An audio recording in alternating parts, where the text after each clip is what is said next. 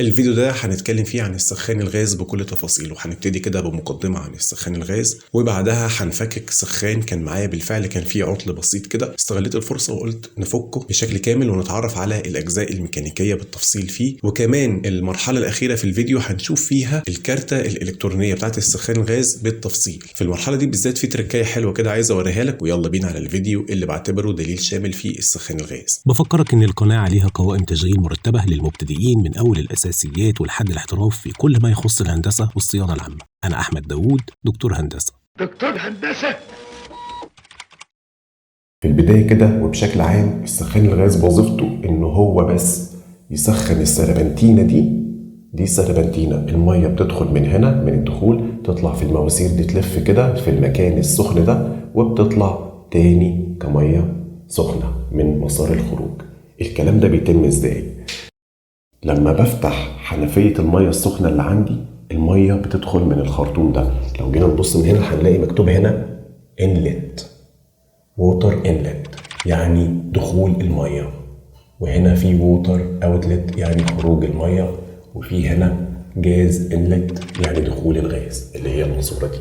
فالسخان الغاز بيحتوي على نقدر نقول 3 منظومات: منظومة المية، منظومة الغاز، منظومة الكهرباء. بيشتغلوا ازاي بقى؟ اول ما بفتح حنفية المية السخنة، المية بتعدي من هنا من المكان بتاع الانلت بتاع الدخول، بتضغط هنا على جلدة بنسميها جلدة رداخ. الجلدة دي بتزق طبق، الطبق بيزق هنا إبرة وسوستة.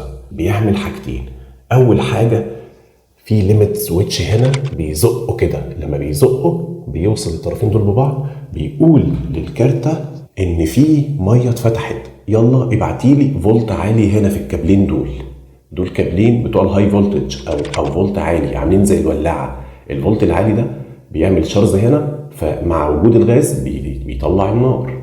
تمام، يبقى دي اول حاجه عملها، انه ادى امر للكارته، الميه اتزقت هنا، زقت الطبق، زقت السويتش ده كده. الكلام ده هنفكه بعد كده ونبقى نقوله بالتفصيل التام، بس الفيديو ده عموما للمبتدئين. المهم السويتش ده لما اتزق كده، شوف بيدي امر للبورده افتحي لي الشرز اللي هنا. بص اهو كده، انا كده بحاكي المنظومه دي، منظومه دخول الميه، بحكيها كده ان انا بزق السويتش ده، يعني بفهمه ان في ميه بالفعل. فشوف بيبعت الشرز اهو، شايف الشرز تاني؟ طيب هو ما بيولعش النار ليه مع ان انا فاتح الغاز؟ لانه الوظيفه التانيه اللي بيعملها دخول الميه من هنا، غير انه بيبعت امر للبورده، كمان بيزق هنا باب بتاع الغاز. هنا دخول الغاز اهو، لما بيزق باب الغاز بيعدي هو كمان هنا. طب هنا ما طلعش نار، يعني مفيش غاز، لانه الباب اللي هنا ما اتزقش، انا يا دوب عملت السويتش كده، لكن بالفعل مفيش ميه اصلا ضغطه على الرداخ اللي هنا وزقت الباب وفتحت مسار الغاز. وده من امان السخان الغاز، انه ما بيفتحش الغاز الا لما الميه بالفعل تزق الجلده والطبق اللي هنا. لما البورده وصل لها الامر ده من السويتش ان انا افتح فولت عالي، هي ما فتحتش فولت عالي فقط، ده هي فتحت كمان باب الموبينه دي. ده بقى منظومه الغاز اهي على خط الغاز، ادي خط الغاز اهو على خط الغاز. اول باب هو ده زي سويتش او باب بيفتح لمرور الغاز. بيفتح ازاي؟ بيسموه موبينه، هو كويل او ملف. البورده بتبعت له تيار كهربي، التيار بيولد في الملف مجال مغناطيسي بيخلي الملف يتسحب كده فيفتح مسار الغاز، فالغاز بالفعل بيعدي. الفتحه دي اللي انت بتسمعها التك. تاني اسمع، لما هحاكي موضوع دخول الميه هتسمع صوت الشرز اولا، وهتسمع الصوت التاني اللي بعديه على طول تك، فهتلاقيه بيعمل تك تك تك تك تك تك تك تك تك تك، وهكذا اهو. بص كده، سمعت التكه اللي في الاخر دي؟ ادي الشرز اولا، فهو هنا التك دي فتح الباب، فالغاز دخل هنا وعايز بقى يعدي يطلع من الفواني دي عشان يبدأ يعمل النار. بيلاقي الباب ده مقفول لان مفيش ميه. هي دي كل شغلانه سخان الغاز، ما فيهاش حاجه اكتر من كده. بس تعالى نتكلم كده في البورده برضو بشكل عام. هنا مصدر دخول الفولت للبوردة بيبقى يا اما في بيت البطاريات ده بحط بطاريتين 1.5 فولت على التوالي بيطلعوا 3 فولت، يا اما بوصل بيه ادابتور زي ما الناس كلها بتعمل، يا اما بنوصل بيه بطاريه لسه زي ما انا عملتها الاسبوع اللي فات، واتمنى ان الناس تعملها وتريح دماغها من موضوع الادابتور وموضوع البطاريات اللي بتخلص وغاليه دي. فالطرفين دول لما بيوصلوا ببعض بيسمحوا للفولت ان هو يدخل للكارتة، فالكارتة بتبعت في الكابلين دول كابلين اسمهم هاي فولتج. الكابلين دول بيبعتوا هنا هاي فولتج. شوف ده عامله ازاي، هنا الرجل معوجه ورجل معوجه نازله على مكان خروج الغاز على طول، فدي اول حاجه بتبعتها هنا. طيب النار لما بتطلع الكابل ده حساس، النار لما بتطلع هنا بتسخن الحساس ده، بيدي امر للكارتة هنا انه كملي خلاص، ده في نار وفي دنيا، خلاص ما تبعتيش الهاي فولتج ده. هي بتفضل تبعت هاي فولتج، تفضل تعمل شارز لحد ما الحساس ده يديها امر انه خلاص النار طلعت وفي نار، بطلي هاي فولتج. عشان كده بنلاقي ان من ضمن الاعطال تلف الحساس ده او تلف البورده، المكان بتاع الحساس اللي في البورده، وبالتالي تلف البورده. من ضمن اعطالها انه النار بتبقى طالعه ويفضل برضو يتكتك تك تك تك تك تك ويفصل نار. ليه؟ لانه هو بيبقى مش حاسس بالنار اللي هنا، فالنار بتبقى طالعه لكن هو مش حاسس بيها، فبيقول لها لا مفيش نار. تقوم هي تعمل ايه؟ تفصل النار على طول. بتفصل النار ازاي؟ بتسحب التيار الكهربي اللي حطيته هنا في الكويل ده، وبالتالي الكويل ده بيقفل فالغاز مش بيعدي. بنلاقي في البورده في الكابلين دول انا بوصلهم ببعض بتوع الليميت سويتش ده، وبنلاقي ايضا في الكابلين دول اللي بيدخلوا على الكويل ده علشان يمدوه بالتيار الكهربي فيفتح مكان مرور الغاز. بس ما بنلاقيش حاجه تاني غير كابل. ده الكابل اللي هو الارضي بنحطه في اي مكان على الشاسيه هنا، او في اي مكان على الشاسيه بتاع السخان الغاز. وبنلاقي خارج منها الكابل ده زي لمبه بيان بتبقى في الوش بتبين درجه الحراره وحاجات اوبشن كده، لكن الاهم هم ادي ما هم الكابلين دول فقط، الكابل بتاع السويتش والكابل بتاع الكويل. طبعا السخان ده ما فيهوش حساس امان، بيبقى فيه سخانات تانية فيها حساس امان طالع بكابلين كده ومحطوط هنا، بحيث ان النار، هنبقى نتكلم في الموضوع ده بعدين، بحيث ان النار لما تزيد جدا او السخونه تزيد جدا بيفصل الطرفين عن بعض ويدي امر للبورده انه وقفي كفايه كده، وقفي مرور النار عشان الموضوع زاد عن حده. ودي حاجه مهمه جدا في موضوع السخانات. وكان جالي كومنت انه ايه افضل سخان غاز، فرديت عليه وقلت لا، السخان غاز ما بيتقيمش بمين افضل ماركه افضل من ماركه ايه. يعني انا السخان اللي بصوره ده بدون ذكر اسمه هو من الماركات المشهوره جدا وعالي جدا، ولكن في مشكله انه ما فيهوش حساس الامان، وبالتالي ما اقدرش اقول عليه افضل حاجه. لا، انا لو جبت ماركه اقل منه بس فيها حساس الامان ده هيبقى افضل. التكرار بيعلم الشطار. ادي مسار الغاز اهو بيمشي هنا، بيلاقي الكويل لو اتفتح بيعدي مسار الغاز من هنا في المكان ده انتمونيا كده، بيعدي كده اهو، بيدخل هنا بيلاقي الباب، بيعدي كده بيطلع من الفواني دي الفواني، بيطلع هنا. هو ده مسار الغاز. مسار الميه بقى، دي الميه، دخول الميه اللي مكتوب عليها من تحت انلت، بتدخل كده بتزق الرداخ هنا كده، بتدي الاوامر بتاعتها. وبرده مش كل الميه بتعدي من هنا، الميه بتطلع من الماسوره دي كده اهي وبتدخل هنا، تمشي بقى ايه، تلف في المواسير دي حوالين ما يسمى السربنتينه. دي السربنتينه اللي بتكون سخنه جدا بالنار دي، الميه بتلف في المواسير السخنه دي كده لحد ما تطلع من هنا بتبقى سخنه، بتنزل في المسار ده كده، نازله اهي داخله اهي من ورا اهي في الماسوره دي كده. لو جينا نشوفها من تحت هنلاقيها كده في الووتر اوتلت اللي هو خروج الميه، بتطلع من هنا الميه السخنه. انا بقى لما بحب اختبر السخان بشكل سريع كده، حد يقول لي مثلا انه السخان مش شغال، اول حاجه بعملها باجي على السويتش ده كده وبعمل الحركه دي، بشوف شغال ولا لا. كده يبقى انا اطمنت ان البطاريه سليمه او مصدر الفولت سليم. لكن انا لو جيت هنا عملت كده مهما اعمل وما ادانيش اي اشاره، معنى كده ان الجلد ما فيهاش مشكله. المشكله اصلا ان ده مش مدي اشاره.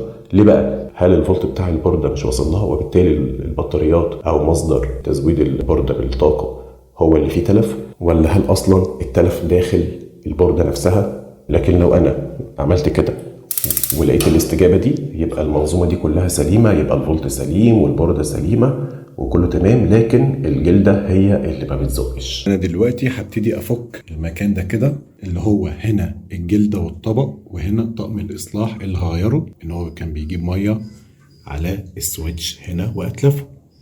فانا فكيت مدخل الميه اللي كان هنا، فكيته اولا. في هنا مسمارين بين الفواني، وبين هنا مسمارين هنا فكيتهم. في ايضا هنا مسمارين، مسمار هنا ومسمار هنا اهو فكيته. فكيت برضو هنا المسمارين اللي كانوا هنا. عايز افك المكان ده كله بقى، فبفك المسمار ده كده، فك التيلة دي. خد بالك وانت بتفك ده بيبقى فيه ضغط ميه هنا، فانت تبقى قافل الميه وفاكك هنا عشان ما يبقاش فيه اي ضغط ميه، لانه لو فيه ضغط ميه وانت نازل ميه مضغوطه دي وانت بتفك ممكن تطير في وشك لا قدر الله يعني. فخد بالك انه ما يبقاش فيه اي ميه مضغوطه هنا. فكيت المسمار، ابتدي بقى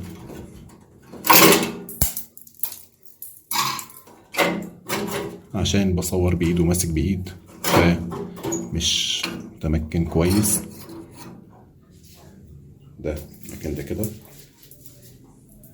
في هنا اهو طقم الاصلاح هنا، وفي سوست هنا وطبق صغير هم وقعوا على الارض. اعتذر عن هذا المنظر. ادي الطبق والسوسته.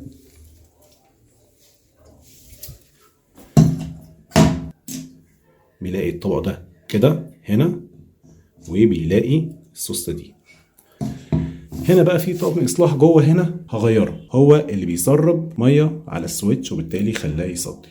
وبالمره هنفك نغير جلده الرداخه اللي هنا عشان نشوفها ونشوف شكل الطبق الداخلي. هنشوف الدنيا دي دلوقتي. هنفك هنا هنشوف الجلده والطبق. فك الاربع مسامير دول اللي بيحيطوا المكان، بيسموه ميكانيكا السخان يعني. هنفك كده هنلاقي ادي جلدة الرداخ وادي الطبق اللي بقولك عليه. ادي جلدة الرداخ، هي الجلدة سليمة وكل حاجة مش متهالكة وشغالة، ولكن انا بفضل ان كل مرة نفك فيها ميكانيكا السخان نجيب جلدة جديدة. فانا هنا جبت جلدة جديدة. المية بتدخل من هنا كده، تعدي هنا كده، تطلع من هنا. لما بتطلع من المكان ده بتضغط على الجلدة دي. الجلدة دي بتبقى محوطة الطبق كده بالمنظر ده، محطوطة كده، بتزق الطبق ده. الطبق ده لما بيتزق كده، بص السويتش، شايف السويتش بيعمل ايه هنا؟ ده ليميت سويتش. لما بضغط كده حتة المعدن دي ترجع لورا، وبالتالي بيحصل اتصال بين النقطة دي والنقطة دي، وبالتالي الدايرة بتكمل لما الطبق ده بينضغط. الطبق ده وراه ايه؟ بفك الطبق هلاقي في المكان ده بيبقى هنا اسمه طقم اصلاح. طيب انا هفك الاول السويتش ده، اللي هو السويتش عطلان عندنا لانه صدى من الداخل نتيجه سقوط ميه عليه من هنا. طيب الميه سقطت ليه؟ علشان الميه بتدخل من المكان ده. يعني المفروض المكان ده بيبقى فيه ميه بس ما تدخلش، ما تعديش جوه. هنا في جوان بيمنعها ان هي تعدي، وبالتالي لما السويتش ده تلف معايا انا مش هغير السويتش بس، لا انا كمان هغير طقم الاصلاح ده لانه بيعدي ميه للداخل. وبالتالي انا جبت سويتش جديد وجبت طقم اصلاح جديد. ابدا افك السويتش زي ما قلنا، وبيبقى مربوط بمسمارين هنا اهو. تمام. طقم الاصلاح داخل اهو، ابدا افكه. في صاموله هنا بتاعت بنز ولا حاجه،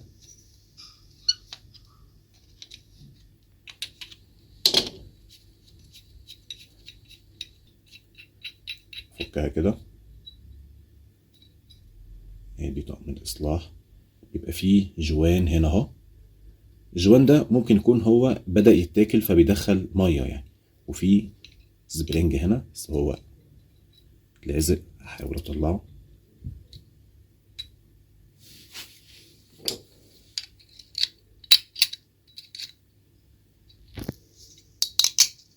اهو، بحيث انه طقم الاصلاح كده اهو عباره عن سبرينج والابره دي الابره وده السبرينج، بيبقى فيه جوان هنا، فالجوان برضو هنا اتدمر ملوش وجود، في جوان بالداخل هنا هنشوفه في طقم الاصلاح الجديد. المهم انا انزل معايا كده، احط بقى طقم الاصلاح القديم ده كده والجوان بتاعه، وابتدي اركب طقم الاصلاح الجديد.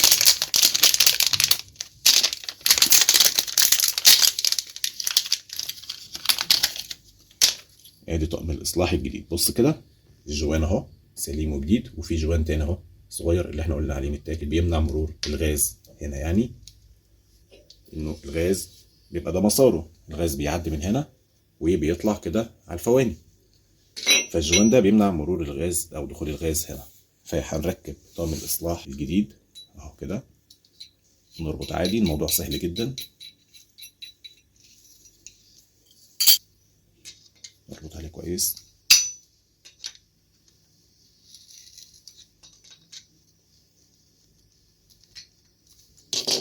والطبق ده الطبق الجديد، وممكن استخدم الطبق القديم، يعني الطبق القديم عادي سليم. انا احتفظ بالطبق لان احيانا الطبق ده بيتكسر، احيانا قليله يعني، خلينا نحتفظ بالطبق ما نرميهوش، انا ما بحبش ارمي حاجه. ادي الطبق جديد. بص بقى المصلحه، بص ايه اللي بيحصل جوه. شوف لما بضغط على الطبق، المكان ده هو اللي بيدخل فيه السن بتاع السويتش ده، كده بيدخل هنا كده، بحيث ان انا لما بضغط الطبق ده بتاع الميه ده، شوف لما بضغطه، هضغط اهو، شوف ايه اللي هيحصل. الطبق بتاع الغاز طلع، بحيث انه بيعدي، بيسمح بدخول الغاز، بيعديه لهنا. في هنا جوان عشان برضو ما يهربش الغاز، وفي هنا لياي اللي بيرجع الطبق ده لوضعه تاني، وبيقفل مسار الغاز لما بينتهي الضغط على الطبق ده. السويتش اهو ايه اللي بيحصل بقى. بص حته المعدن دي كده تركب هنا كده مثبته، بحيث ان كل ما اضغط هنا المعدن دي تتحرك كده او كده، كده او كده. السويتش الجديد هبدا اركبه، هبدا افكه.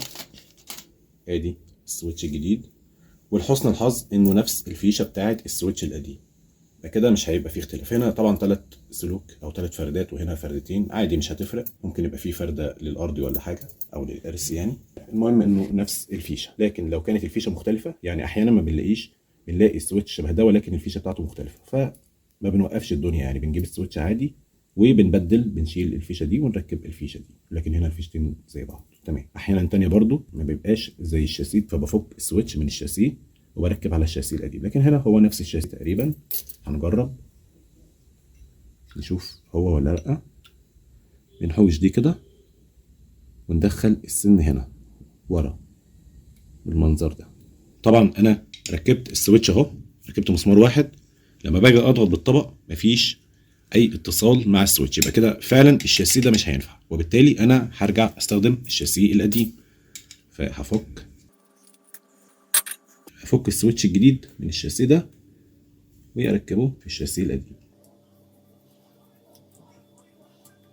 ادي السويتش الجديد. خلي الشاسيه ده عندي برضو مرموش، اجيب الشاسيه القديم وافك منه السويتش القديم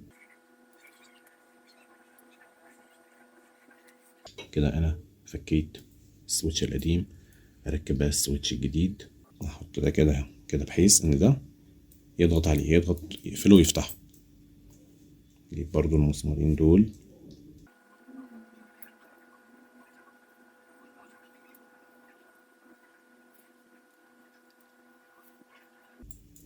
جميل كده. السويتش ركب، او يعني ركب في الشاسيه. ابدا بقى اركبه مكانه. هنا السن ده قلنا بيدخل ورا هنا اهو كده، بعدين اربط المسمارين مكانهم. جميل. ادوس على الطبق واختبر، الاقي فعلا بيتحرك اهو كده تمام. ادي الجلده عديت فيها البلفين بتوعها، وبحط الجلده بالشكل ده بحيث ان هي تحوط الطبق. يعني الجلده دي في ناس بتتلخبط كده او كده، الوضع بص التجويفه دي مع الطبق هنا بحيث ان هي تحضن الطبق، وبلف هنا اهو. ركب بالوضع ده وابدا اركب، اقفل الرداخ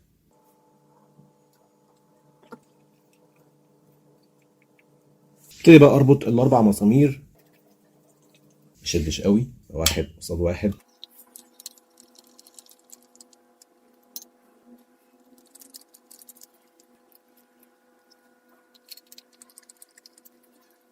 اشد بقى، ولكن يعني يفضل ما تشدش جامد عشان لما المره الجايه تعمل صيانه ما تتعبش في فك المسامير دي، بحيث ان احنا نشد شده كويسه ان هي ما تعديش الميه، ما تسقطش الميه من هنا، وفي نفس الوقت ما نبقاش مجمدين على الاخر. نحط الطبق ده مكانه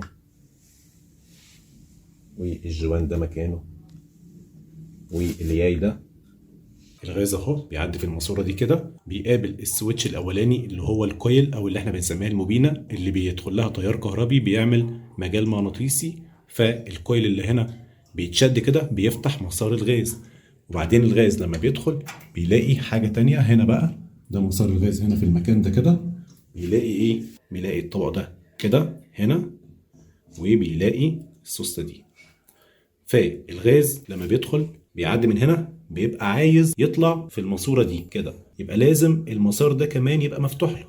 فالطبق اللي هنا، الطبق ده بيضغط كده بيزق الابره اللي هنا، وبالتالي بيزق السويتش ده برضه، فبنلاقي ان السويتش ده فتح، وصل الطرفين دول ببعض عشان يكمل الدايره بتاعه الكارت. وفي نفس الوقت بيزق هنا الطبق التاني اللي هو هنا ده، فبيفتح مسار للغاز. الغاز بيعدي من الماسوره دي. علشان كده طول ما الطبق ده مش مضغوط فالغاز مش بيعدي، بلاقي السخان بيتكتك على الفاضي، لان ده مقفول مسار.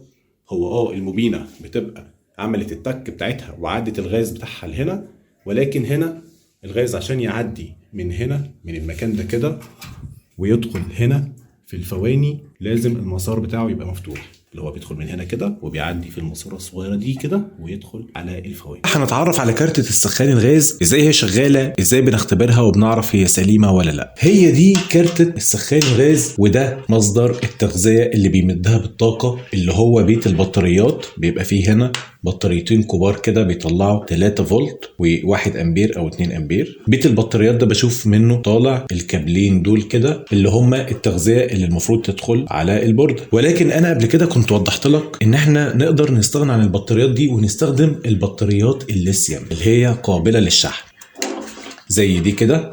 ادي بطارية ليثيوم. البطارية دي على فكرة ارخص من بطاريات السخان، وكمان قابلة لإعادة الشحن، يعني هي مدتها طويلة، بتقعد معايا مدة طويلة، ومع ذلك لما بتخلص بقدر أشحنها تاني وتالت ورابع وعاشر، فالموضوع ده كويس جدا. فأنا هنا عملت تعديل علشان أغذي الكارتة دي ببطارية ليثيوم بدل ما أغذيها بالبطاريتين اللي هما بيبقوا غاليين دول. طبعا طلعت كابل التغذية بتاع البطارية الليثيوم دي، طلعتها من هنا كده بحيث إن أنا أغذي البوردة أو الكارتة بالمكان ده كده.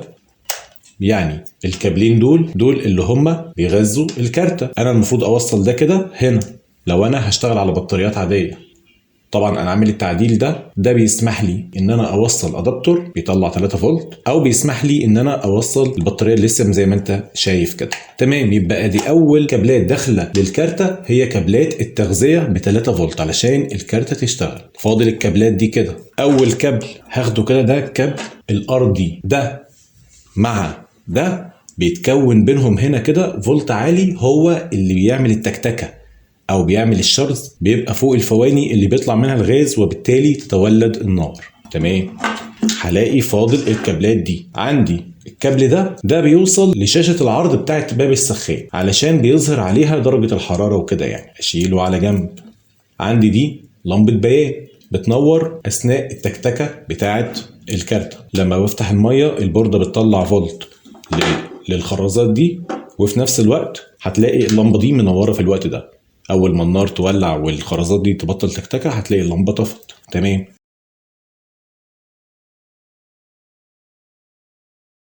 بتاع السويتش، الكابلين دول كده مش طرفين كهرباء، الكابلين دول بيتصلوا مع بعض علشان يكملوا الدايرة.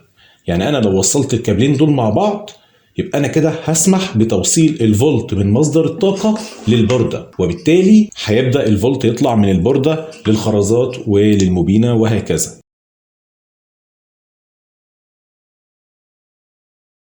يبقى دول كده مش طرفين كهرباء، دول سويتش. بوصلهم ببعض بتكمل الدايره. اثبت لك الفيشه دي كده هحطها هنا بحيث ان انا اوصل السلكين دول ببعض. شوف الفولت اللي هيطلع تمام. بص على اللمبه وبص لما هوصل الطرفين ببعض،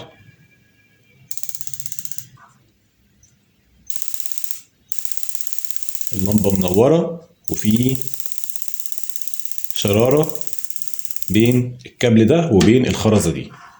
ايه اللي بيحصل لما الميه بتزق الطبق بتاع الرداخ؟ فالطبق بيزق سويتش او ليميت سويتش بيعمل على اتصال الطرفين دول ببعض، وبالتالي يبدا يدي امر للبورده ان طلعي فولت هنا، فبيعمل فرق جهد بين الارضي وبين الخرزه، فبيطلع نار عند الخرزه. الخرزه دي بتبقى متركبه فوق الفواني، فالشعله دي بتولع النار. الطرف ده بحطه على اي مكان في الشاسيه بتاع السخان، وبالتالي الشاسيه كله متصل ببعضه، فالشاسيه واصل به الفواني اللي بتكون قريبه جدا من الخرزه دي.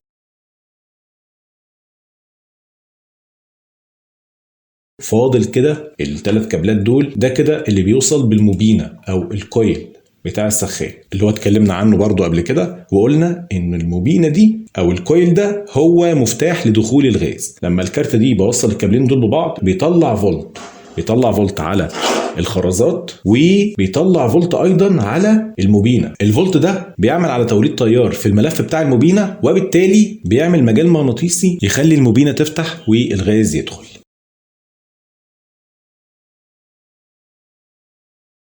فتعالى كده نعمل تجربة، وهي اننا نشوف الفولت اللي طالع على الموبينة لما الكارتة بتشتغل.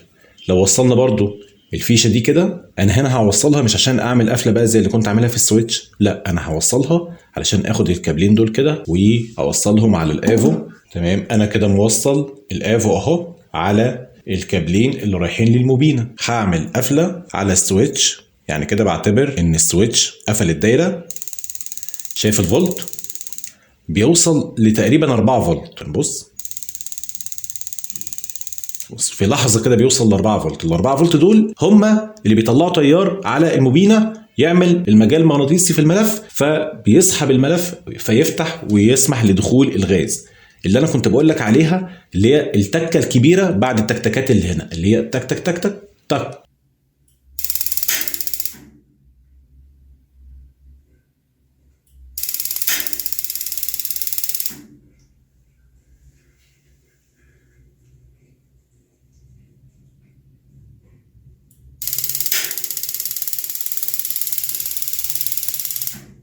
التك اللي في الاخر العاليه دي اللي هي صوت الموبينه لما بتفتح نتيجه خروج الفولت عليها وعمل تيار، عمل مجال مغناطيسي في الملف. تاني بص الفولت بقى 4.5 ونزل تاني